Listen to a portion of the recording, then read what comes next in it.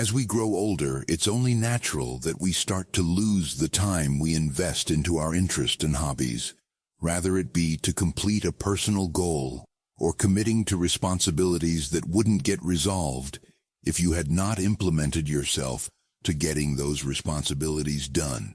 We all have our reasons to why we put down the hobbies and interests that bring joy and happiness to our lives.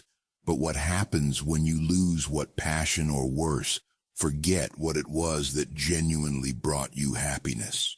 I don't want to speak for the general populace. I'm just merely sharing the experience that I have endured personally. Growing up in a poverty-stricken environment, it was easy to fall into the wrong crowd or just even make irrational, temporary, emotional choices that could have long-term negative effects.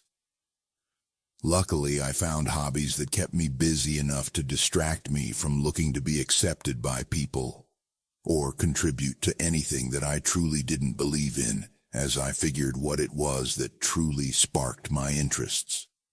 As a child, I discovered fairly early that I loved tinkering with computers and playing video games, more in particular with computers, video editing. I would always make small video projects for my family to enjoy and review, to see if my work completed the goal as to how I wanted them to feel or experience when watching my work. Leading into my adulthood, I always made sure to cater to my creative side and continue to capture gaming moments and create clips and small videos, rather it be to entertain or solely for enjoyment. I worked and focused on making a lifestyle and journey to determining what I would be in this lifetime of mine. Although I always kept up with gaming and technology, I never had the time to invest in fully to learn the ins and outs, from looking to be competitive and trash talk, to just looking to have a few good games. However, I always knew that my love for games and computers were still intact.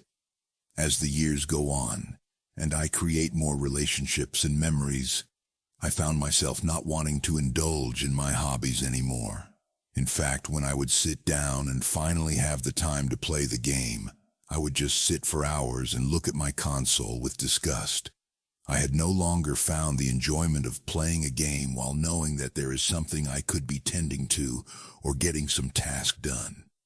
We seem to forget the things that made us the people we are, focusing on today's issues and tomorrow's success, and questioning, we drown that person we used to be in the back of our minds.